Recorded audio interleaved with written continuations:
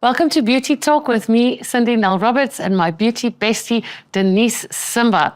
Our expert in studio today is skin expert and owner of her own very successful skin and laser clinic, Caroline Lindes.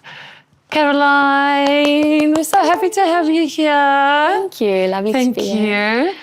Caroline, I've been trusting you with my own personal skin and laser treatments for many years, so I know that you've seen all the treatments come and go. What is currently new that really excites you? One of the latest treatments in the industry that excites us at the moment is exosome treatments.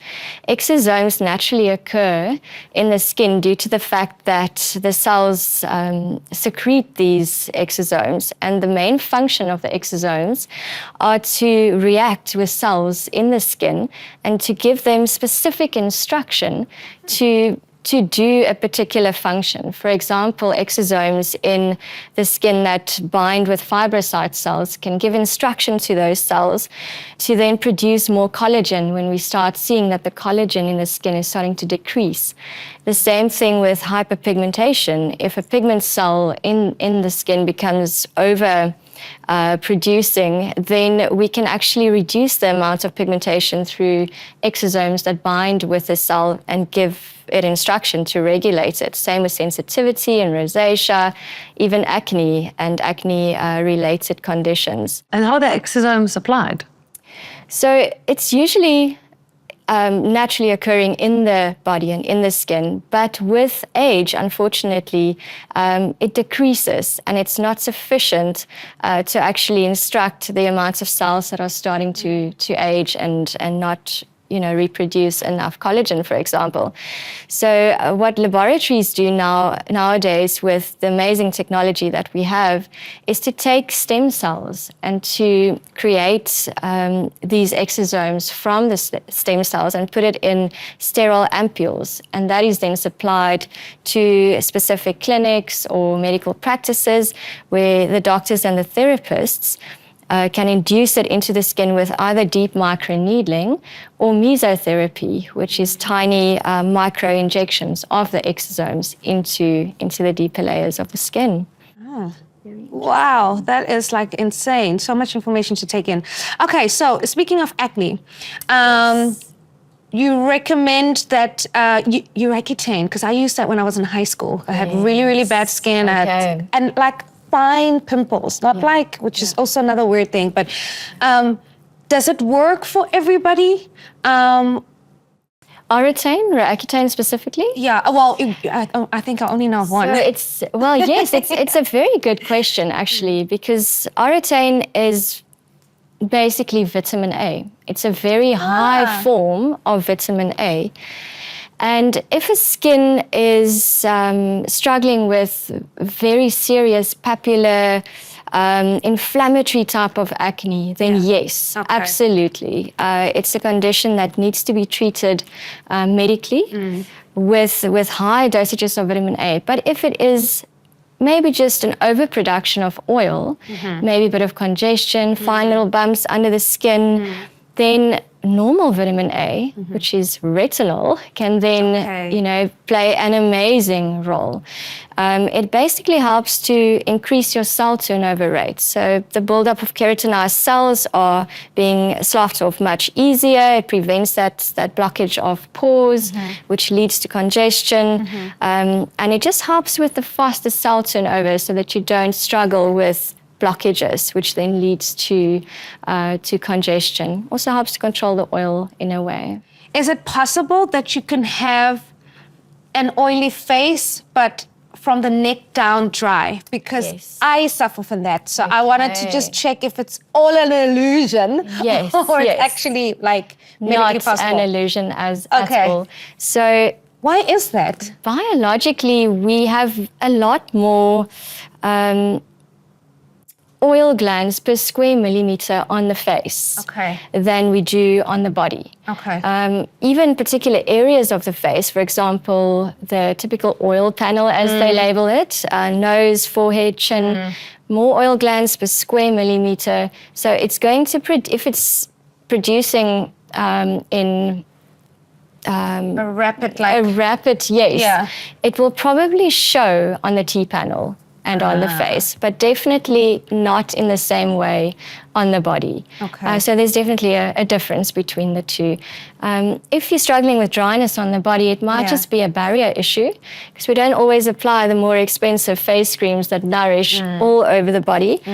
So that is something that you can maybe invest in, is a good quality hyaluronic acid-based moisturizer, barrier. And talk us through the most important products that you need to have in your routine, what ingredients they have, and do they work on all different skin types? Like, would they work the same on my skin and Denise's skin? Yeah, that's a good question. It is a good question. There's such a vast amount of ingredients out there that I always focus and start with the 5 most valuable ingredients that you can have in your routine. You would always start off first with a cleanser. Your skin needs to be cleansed twice a day. It needs to preferably be a low pH cleanser, because the skin's pH is low. It's 5.3, maybe maximum 5.5. If you use a soap that has an alkaline or a high pH, you're going to strip that barrier completely, and you're going to mess up the hydration levels in the skin. So it needs to be a good, proper low pH cleanser. Toner is not necessarily needed. In the past it was, because a toner would drop the pH from a soap down to where it's supposed to be. So toners is a nice to have, but maybe something more hydrating that doesn't contain alcohols. Serums would be applied next. Okay. So with serums, you will have a look at antioxidants in the day. Good examples of antioxidants are your vitamin C's. Really, really good to fight off free radicals, and very important for pigmentation regulation as well. Okay, noted. And yes, absolutely. And niacinamide, vitamin B3, very, very good during the day, especially for inflammation. Then when it gets to nighttime, your serum choice will change a little bit, because you will focus more on cell turnover. And this is where retinol and your alpha hydroxy acids come into play. Never on the same day on top of each other. It will be too stimulating, but either retinoic acid or retinol in a encapsulated form. And then on a different day, your alpha hydroxy acids, which will either be glycolic acid or lactic acid. Glycolic for oiliness and lactic acid for a more dry skin. Okay. That's very good to help release that buildup of dead keratinized cells, prevent blockages, help with cell turnover, and aging, anti-aging at the end of the day.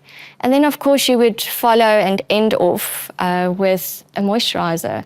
The moisturizer's function is ideally to create a barrier on the skin, and just to help keep all the active ingredients intact and allow it to do its thing, what it's supposed to do. And then obviously you always end up off every treatment or routine with sunscreen. I know that you always do that too. Absolutely. And then these products would work on all different skin types. The same way. These 5 that I mentioned will be safe to use on most skin types. But if you have a more severe problem where maybe oil production, you're overproducing oil, you would have to look at something that is maybe lipophilic, something that is water and oil soluble, that will help to penetrate a little bit deeper past that oil layer and to absorb excess oil and help regulate the normal oil production. Salicylic acid is a really good example of that. So if you've got a really dry skin, stay away from, especially apps. Yeah, it's so tempting to use retinols and everything that rejuvenates and regenerates. And but if your skin is really dry, and the barrier is not completely intact, then your cell turnover is not necessarily functioning as it should. So by stripping excess skin cells on the surface, you might end up with a bit of sensitivity. So hyaluronic acid in that case. That makes sense, because maybe that's why, because I've got eczema. Okay. So then it flares. Absolutely. Because Oh, Yes. can I take you home with me for like 3 years so I can get it under control? You'll quickly figure it out once we give you the handy tools. Yeah. Niacinamide will be great for you. Cinnamide. Niacinamide and peptides, absolutely. What products did we use? Like, what products did we use back in the day compared to what we use now? Yes. I mean, we never knew about retinol. Yeah. Vitamin C wasn't a thing. Yeah. And I mean, it's so radically different, but Yeah. also what we drink and Yes, from inside. absolutely. Do you think that the products in the stores and the salons are very different? There is a difference and there's a place for both. Okay. But you can very easily treat a skin successfully with products that you can buy over the counter as long as you know your ingredients. So do a little bit of research and just make sure that you're not going to buy something with an ingredient that might counteract your problem. The products are less active in the shops, ones that you buy off the shelf, but also just to help create a barrier on the skin without the unnecessary risks of developing sensitivity or dryness that you might get with more active ingredients. So if you want to help with the functioning and the normal activity of the cells, definitely get good ingredients in products that you can buy off the shelf. And your skin is such an important part of your life. You really should spend time researching it, making sure you understand the ingredients and your specific needs, because I think skincare is so specific to everyone. Absolutely. And there's so much information available from credible sources, and Definitely. make sure you get specialists who you really trust. I think that's the important thing. Absolutely. And can you use the same products for long periods of time, for years and years, or does it stop? Does the efficacy of it change on your skin? There's a bit of a myth around that where people say you can only use a product for a specific amount of time and then you need to change because the skin is used to it or it's not working for the skin anymore. But in actual fact, you must remember that the skin is actually a living organ. And what you apply on your skin is going to influence the functioning of that. So it's not that the skin gets used to it or it doesn't work for it anymore. It's because the skin is changing due to what you're applying to it. And once it's reached the sufficient changes, you can now focus on another group of elements that you want to focus on. And then, yes, change your products. Go towards other active ingredients that can then function on different levels in the skin. Speaking of ingredients, so like for people on a budget, I got 2 kids. I have to always cut down on certain things that I want for myself, especially when it comes to self-care, which can be kind of like a bummer because, self-care is so important. Absolutely, so important. And so when I go to the shop, sometimes I opt for more of the organic approach because some people also like finding that as seemingly a trend where you opt for the coconut oil combination with the castor oil, especially for if I have like an eczema flare, just to kind of control it, compared to the products in the stores. Yeah. Would you opt for that? Because it doesn't really have instruction on how much you take, like the products would do. Yeah, I hear you. It's definitely a debate going on in the industry, but again, there's a science behind it. So if you understand it and you use it correctly, you can definitely benefit from using therapeutic grade essential oils. The molecular structure is slightly smaller. It's designed to penetrate, but just remember that once you use those oils and once it's penetrated, what happens to the epidermal cells? You still need to apply a barrier. It's very important to make sure that you apply a low pH product with a barrier that maybe contains hyaluronic acid to help create a good environment for the skin to function normally. And that's probably where one should start. Okay. We always want to add a lot of actives, but your skin just wants a barrier to do what it's supposed to do because the water is not evaporating excessively. There's no barrier dysfunction. So water, hyaluronic acid being an important factor of that, and a good barrier cream just to help keep everything intact. Water, water, water, vitamin C, hyaluronic acid, good barrier cream, retinol, research. Yes. It is the biggest organ on your body. We should Yeah. spend the most time researching it and care for ourselves. Yeah. Thank you, Caroline. That was very informative. Denise, I don't know what budget you're doing your beauty on, but your skin is glowing, girl. It is looking beautiful. It's all the tips now. Beautiful. Thank you very much. That was very, very informative. You're welcome.